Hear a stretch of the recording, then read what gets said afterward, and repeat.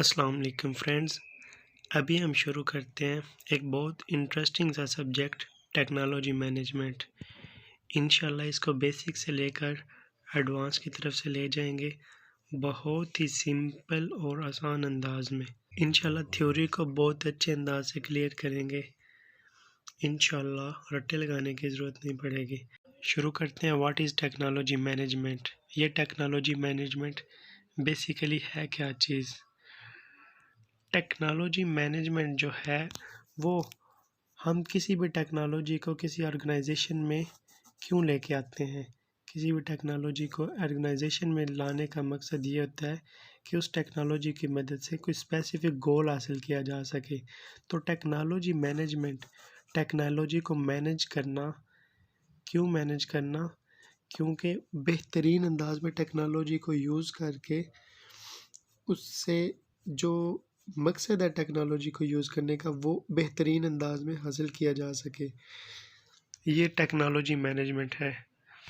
Technology management को define as task that enable an organization to utilize technology, यानी technology को बेहतरीन अंदाज में यूटिलाइज करने का ये एक टास्क है। आगे देखते हैं। To put in a simple way, simple तौर पर देखें अगर हम simply, technology management is about getting people and technology working together. जब बेहतरीन किस्म के स्किल, महारत याफ्ता लोग काम करेंगे टेक्नोलॉजी के साथ, जो टेक्नोलॉजी को जानते हैं, तो फिर उससे वो रिक्वायर्ड आउटपुट हासिल होगी जिसके लिए उस टेक्नोलॉजी को यूज़ किया गया है, जो लोग उससे एक्सपेक्ट करते हुए उस टेक्नोलॉजी को यूज़ करते हैं। चलें जी, अब तो मैंने बड़ी लंबी लंबी बातें की, इसको हम शॉर्टली देखते हैं। प्लीज़ से शॉर्टली। ओके वेल, एक लाइन में बताते हैं कि ये क्या चीज़ है। Simply, technology management is to achieve its goal efficiently. Technology को हासिल करने का, टेक्नोलॉजी को यूज़ करने का जो गोल है उसको अच्छे तरीके से मुकम्मल किया जा सके, पूरा किया जा सके, इसलिए टेक्नोलॉजी मैनेजमेंट को हम यूज़ करते हैं। और अभी भी नहीं समझ आई, दोबारा देख लेते हैं। Management of use of technology for human advantages, उस टेक्नोलॉजी को इंसानों के फ़ायदे के लिए मैनेज करना। ठीक है, management of use of technology for human advantages. उम्मीद है अब आप अच्छे तरीके से समझ चुके होंगे बेसिकली कि टेक्नोलॉजी मैनेजमेंट होता क्या है। आगे, उस टेक्नोलॉजी को मैनेज करने वाला एक पर्सन भी होता है। Now talk about the person who have to manage this all. खुद ही तो नहीं टेक्नोलॉजी मैनेज होती जाएगी। अभी तक रोबोट भी ऐसा कोई नहीं निकला जो खुद ही सब कुछ करे, उसको भी इंस्ट्रक्शन की ज़रूरत होती है। Now talk about the person, वो पर्सन कहलाएगा manager. Someone who coordinate and oversees the work of other so that organizational goal can be accomplished. ठीक है, मैनेजर के कई टास्क होते हैं, अपने से नीचे वालों को भी वो देखता है, उसके अंदर जो टेक्नोलॉजी यूज़ होती है, जो जो उसके अंदर फंक्शनैलिटीज़ होती है, उन सब पर नज़र रखता है। चाहे वो टेक्नोलॉजी की मैनेजमेंट हो या चाहे वो किसी किस्म का भी टास्क हो, manager is responsible for all of these.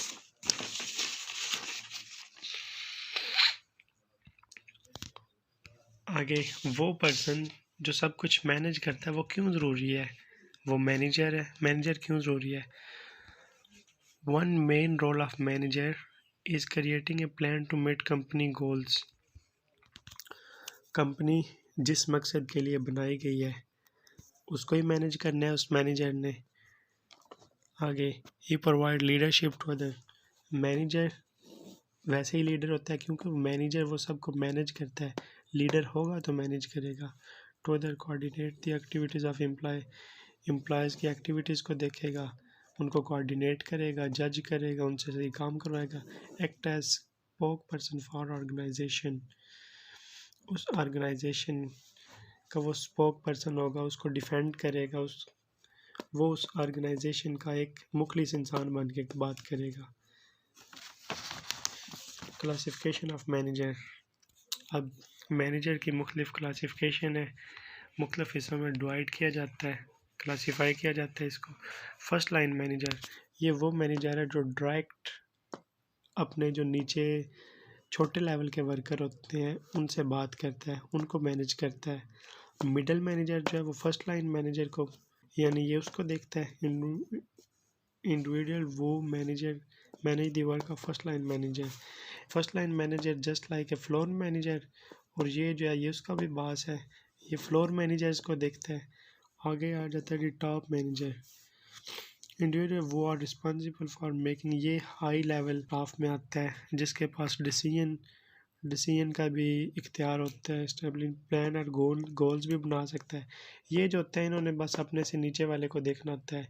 ये floor manager just like first line manager को देखेगा, ये फिर आगे नीचे वाले वर्कर्स को देखेगा। ये दोनों डिसीजन नहीं कर सकते, ये जस्ट चेक एंड बैलेंस करेंगे अपने से नीचे वालों को। और ये जो टॉप मैनेजर है ये डिसीजन भी कर सकता है और बाकी पूरी ऑर्गेनाइजेशन में जो रूल्स एंड रेगुलेशन होती है ये उन सब पर नज़र रखता है और उन सब को इम्प्लीमेंट करवा सकता है। यानी ये टॉप लेवल में आता है, ये तो फिर होगा ना। Now where do manager work, manager जो होता है वो वर्क किधर करेगा? जाहिर सी बात है किसी ऑर्गेनाइजेशन में, किसी तंजीम में, in an organization. Okay, what is organization? फिर देख लेते हैं ऑर्गेनाइजेशन क्या है। ऑर्गेनाइजेशन जो है वो एक ग्रुप ऑफ पीपल है जो सब मिलकर किसी एक पार्टिकुलर जॉब के लिए इकट्ठे होते हैं, किसी एक ख़ास किस्म की एक्टिविटीज़ के लिए इकट्ठे होने वाले लोग ऑर्गेनाइजेशन कहलाते हैं मिलकर। जैसा कि यूनिवर्सिटी और कॉलेजेस सब किसी एक स्पेसिफिक जॉब के लिए इकट्ठे होते हैं, तो ये एक जस्ट लाइक स्कूल भी ऑर्गेनाइजेशन होगी जिसमें मुख्तलिफ़ किस्म का स्टाफ होता है। ओके, करैक्टरिस्टिक ऑफ ऑर्गेनाइजेशन, सबका एक कॉमन ऑब्जेक्टिव होता है किसी भी ऑर्गेनाइजेशन में आने वालों को, जैसे स्कूल में आने वालों को इकट्ठा एजुकेशन देना। उसमें चाहे मैनेजमेंट का स्टाफ आता है, उनका भी ऑब्जेक्टिव बेसिक एक ही है, कोऑपरेटिव रिलेशनशिप। जाहिर सी बात है वो सारे एक दूसरे से कोऑपरेट करेंगे ऑर्गेनाइजेशन में। अब जो एजुकेशनल स्टाफ है वो भी बहुत ज़रूरी है, लेकिन एजुकेशनल स्टाफ को कोऑपरेट करना पड़ेगा बाकी मैनेजमेंट के साथ, अकाउंटिंग वालों के साथ। सब ये एक दूसरे के लिए रीढ़ की हड्डी रखते हैं। Coordination of various activities, coordination भी करेंगे वेरियस एक्टिविटीज़ के दरमियान। वेल डिफाइंड अथॉरिटीज़, कोऑर्डिनेशन में जो है वो अथॉरिटी का पता होता है, कौन सा इख्तियार किसके पास है, कौन हमारे ऊपर है। डिवीजन ऑफ वर्क, सबको अच्छे तरीके से पता होता है कि कौन सा काम मुझे मिला हुआ है, फ़लाँ को कौन सा काम मिला हुआ है, ताकि वो जवाबदेह हो सके अपने काम के लिए। That was the introduction of technology management. इंशाल्लाह नेक्स्ट मिलेंगे। ओके, अल्लाह हाफिज़।